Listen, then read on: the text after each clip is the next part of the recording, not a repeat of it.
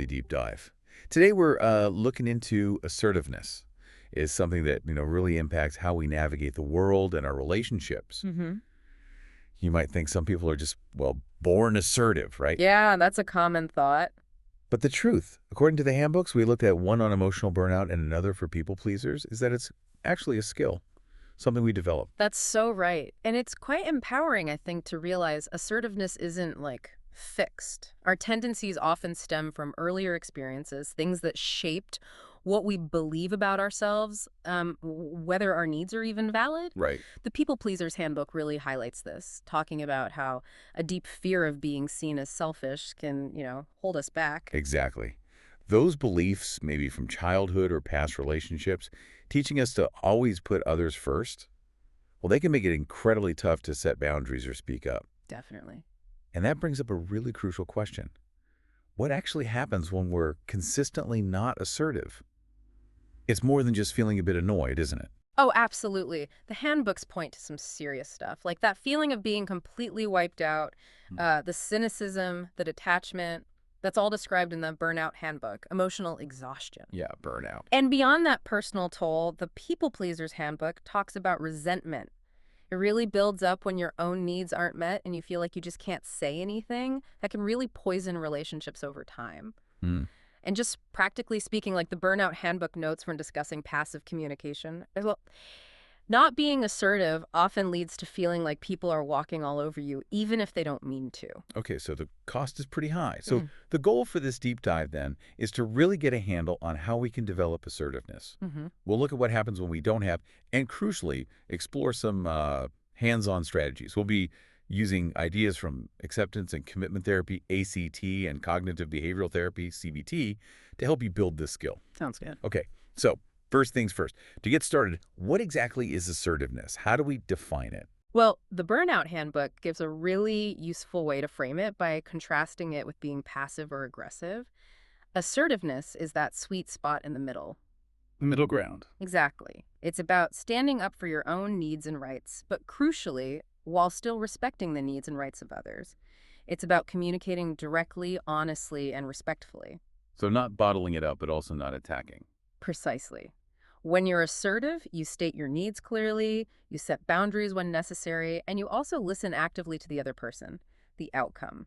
Usually feeling more confident, empowered, and having healthier, more balanced relationships. That makes sense. It really clarifies it's not about being a doormat, but definitely not about being a bulldozer either.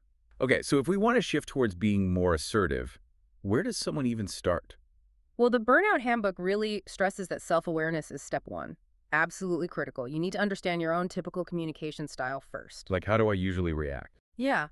The book gives examples how might someone passive act in a disagreement versus someone aggressive or someone assertive. Recognizing your own go-to patterns, maybe you avoid conflict entirely, maybe you get defensive, maybe you just shut down. That's key before you can make any changes. So really paying attention in those moments. Okay, Yeah. once we start noticing those patterns, what's next? Then the People Pleaser's Handbook suggests identifying your personal boundary needs. This means looking back.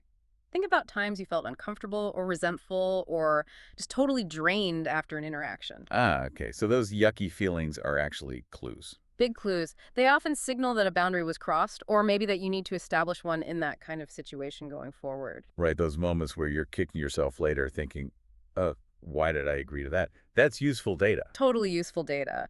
Yeah. And the People Pleaser's Handbook ties setting these boundaries directly to your personal values and your fundamental human needs, like self-care. Yep. So if you value, say, your well-being, then setting a boundary around always working late, for example, isn't selfish. It directly supports that core value. The handbook makes that link very clear. Okay, that reframes it nicely. It's about honoring what matters to you. So we're getting aware of our style, identifying where boundaries are needed based on feelings and values. Now, how do we actually start changing things? This is where CBT comes into play, right? That's right. CBT, cognitive behavioral therapy. The Burnout Handbook introduces it as a really powerful tool for understanding that link between our thoughts, our feelings, and our behaviors. When it comes to assertiveness, CBT helps us examine and rewrite that inner script. You mean those automatic thoughts, like the ones that pop up saying, oh, I can't say no, they'll be angry, or it's just easier to go along with it? Exactly those. The People Pleaser's Handbook dives into common thinking traps or cognitive distortions that really fuel non-assertiveness. Things like all or nothing thinking, if I can't do this perfectly, I shouldn't try. Or catastrophizing. Like, if I set this boundary, it'll be a complete disaster. Yes. Or should statements, I should always be available. Emotional reasoning, I feel guilty saying no, so it must be wrong. Overgeneralization, I spoke up once and it went badly, so I should never do it again. Wow. Okay. Lots of traps. The handbook gives examples and suggests using Socratic questioning to challenge these thoughts. Basically, asking yourself questions to test how true they really are. Socratic questioning. It's like being your own gentle detective, right? Mm. Probing the thought. Like the example in the People Pleaser's Handbook about difficult feedback. Instead of just accepting, they think I'm useless, you ask, what? You might ask, okay, what's the actual evidence for that thought? Is there any evidence against it? Is this one comment the whole story about my competence? Is there a less extreme way to look at this? Right, looking for a more balanced perspective. Exactly. And the handbook shows how doing that, questioning the thought, can really dial down the intensity of the negative feeling attached to it. And the Burnout Handbook mentions using a thought record.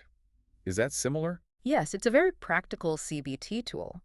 A thought record provides a structure. You write down the situation, the automatic thought, the feeling, identify the distortion, and then work on developing a more balanced alternative thought. It helps you look at things objectively. And it encourages you to dig a bit deeper too, right? Like, where did this pattern even come from? Uncovering those underlying core beliefs that might be driving the non-assertive behavior. It's like finding the root of the weed, not just trimming the leaves. That makes sense. Yeah. The Burnout Handbook also mentions tackling the inner critic, that voice that's always undermining you. Yeah, that negative commentator. It suggests using techniques like role-playing, actually. Practicing having a dialogue with that critical part of yourself, but from a more compassionate, rational perspective. Oh, Learning to talk back to it kindly but firmly. interesting. But it's not just about thoughts, is it? Our actions matter hugely. The Burnout Handbook has that behavior checklist. Right. And so many things on it seem linked to a lack of assertiveness, like always working late, difficulty saying no, neglecting your own needs. Absolutely. The handbook makes that connection explicit. Changing your behavior is crucial because it actually reinforces the mindset shift. You act differently, you start to feel differently, and believe differently. The checklist helps you pinpoint those specific burnout-linked behaviors that might stem from not being assertive. So how do you change those behaviors effectively? The SMART goal framework is recommended, making your goals specific, measurable, achievable, relevant, and time-bound. Okay, so instead of just, I need to be more assertive at work, it's more like, More like, this week, during the team meeting on Wednesday, if asked to take on a new project that overloads me, I will state clearly and politely, I currently don't have the capacity for that, but I can revisit it next week.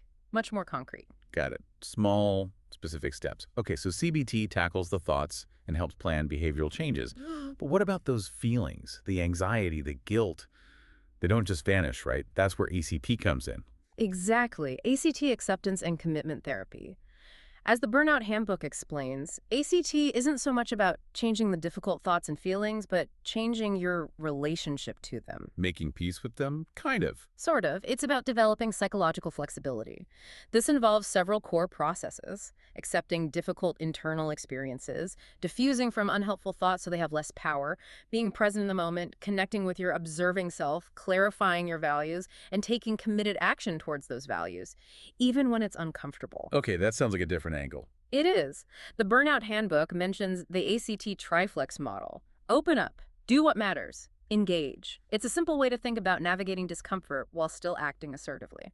So open up is making room for the anxiety or guilt that might show up when you set a boundary. Allowing it to be there without fighting it. Do what matters is connecting with your values. Why is this boundary important? Maybe it's for your health, your family time, your integrity, and acting in line with that value. And engage. That's about being fully present in the situation, paying attention to what's actually happening, rather than being lost in your head worrying about what might happen or replaying past failures. Okay. And mindfulness is a big part of ACT, isn't it? For that present moment piece. Huge part. The Burnout Handbook describes it as developing awareness of the present moment, including your thoughts and feelings, but without judgment, just observing with curiosity. And when you do feel overwhelmed by anxiety about being assertive, are there specific ACT techniques? Yes, the handbook suggests anchoring techniques. Things like the 5-4-3-2-1 exercise, noticing 5 things you see, 4 things you feel, 3 things you hear, etc., or the dropping anchor exercise. They pull you out of your swirling thoughts and ground you in the here and now. Those sound really practical for calming down in the moment. What about dealing directly with those sticky, unhelpful thoughts that scream, "Don't do it"? That's where cognitive diffusion comes in. Techniques to help you step back and see thoughts as thoughts, just words and images, rather than literal truths or commands you have to obey. Creating some distance. Exactly.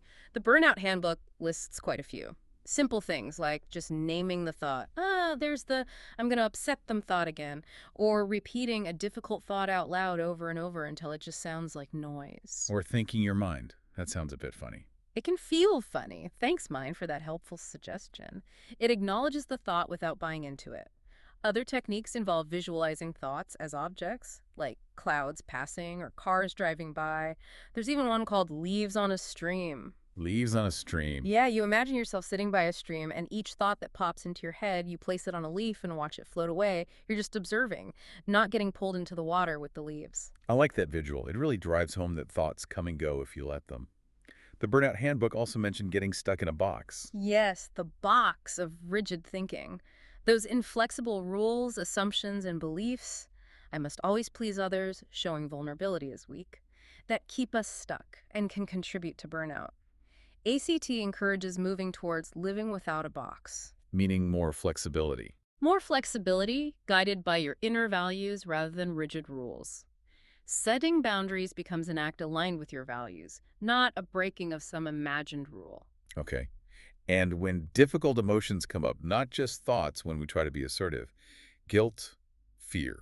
ACT offers ways to handle those too. The handbook describes a process sometimes called containment, or making room for emotions. It involves steps like noticing where you feel the emotion in your body, describing its qualities non-judgmentally, breathing into it, allowing it space, and letting it be there without struggling against it. So acknowledging the feeling without letting it dictate your actions. And self-compassion seems vital throughout this ACT approach in the handbook. Absolutely critical, especially when you're learning and trying new things that feel scary, like assertiveness, treating yourself with warmth and understanding when you stumble, rather than beating yourself up. It's not about letting yourself off the hook, though, is it? Not at all. The handbook tackles that misconception head on. Self-compassion actually fuels resilience and motivation. It helps you get back up and try again rather than giving up because you criticized yourself into paralysis. Okay. And central to ACT, you mentioned values. Both handbooks really stress figuring those out, right? Yes. Identifying and clarifying your personal values is like finding your compass. What truly matters to you deep down: integrity, connection, growth, health. Knowing your values provides the why behind being assertive. It gives you direction and motivation. And the handbooks give examples of value areas to help you explore that. Right. And then, based on those values, you take committed action. That's the final piece. Taking purposeful steps aligned with your values, even if it feels difficult or uncomfortable. Small, consistent actions that move you towards the person you want to be. So if the value is contribution, but you're burnt out, an assertive, committed action might be saying no to extra work to protect your ability to contribute sustainably. Exactly. It's about making choices that serve your values in the long run. The Burnout Handbook also acknowledges that sometimes values can conflict, which can be tricky. Yeah, like valuing both helping others and your own well-being when demands are high. And the handbook talks about the need for flexible values in those times, finding ways to honor multiple important things, perhaps prioritizing differently depending on the context, especially during burnout when assertiveness is crucial for recovery. And importantly, the Burnout Handbook reminds us that getting professional help, like from a therapist trained in ACT or CBT, is a sign of strength, not weakness. Definitely. Having guidance through this process can make a huge difference. Okay, this gives us a really solid foundation in the why and the how Mhm. using CBT and ACT. Now let's get really practical. What are some specific strategies for actually being more assertive day to day? Okay, let's zoom in. Both the Burnout and People Pleasers handbooks put a lot of focus on one core skill: saying no. Ah, the big one. The big one. Mm. And a key idea they both push is reframing it. Saying no isn't negative. It's not about rejection. It's actually saying yes to yourself, yes to your time, your energy, your priorities, your well-being. That reframing is powerful. It helps combat that guilt monster that often pops up. Totally. And the handbooks offer very concrete ways to do it. Be direct but polite. You don't usually need a long, elaborate excuse. Sometimes a simple, thank you for thinking of me, but I won't be able to, is enough. Or, I'm unable to take that on right now. Clear and simple. Exactly. Keep it brief.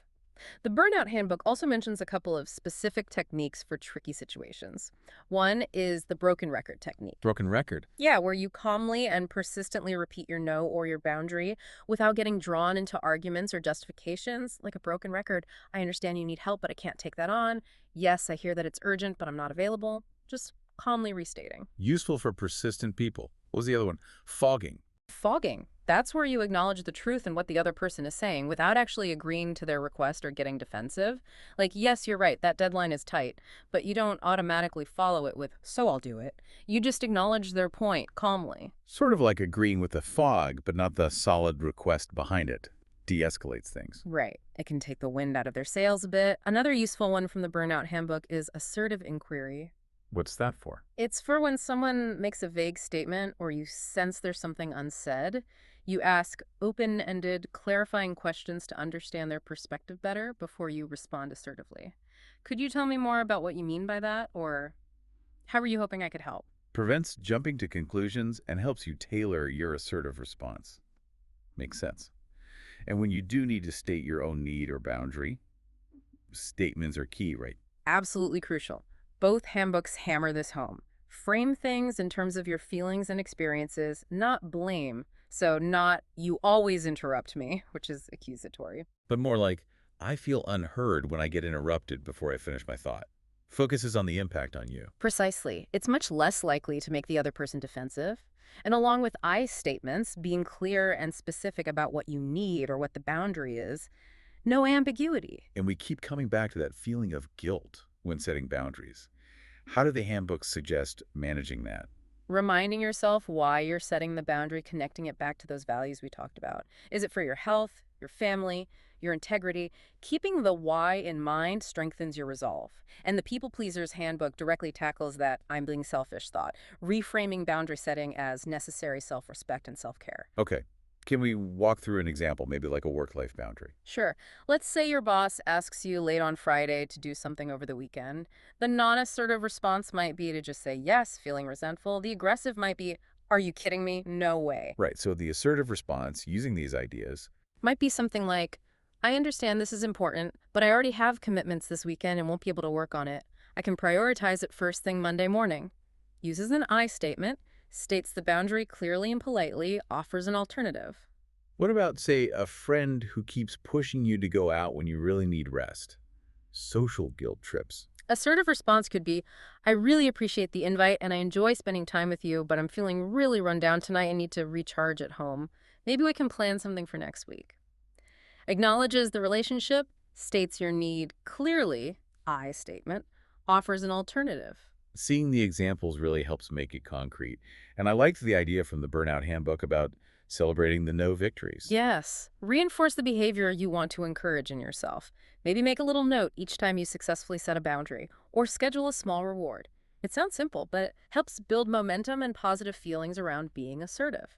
And having supportive people around helps too, I imagine. Definitely. Both handbooks mention the value of a support system.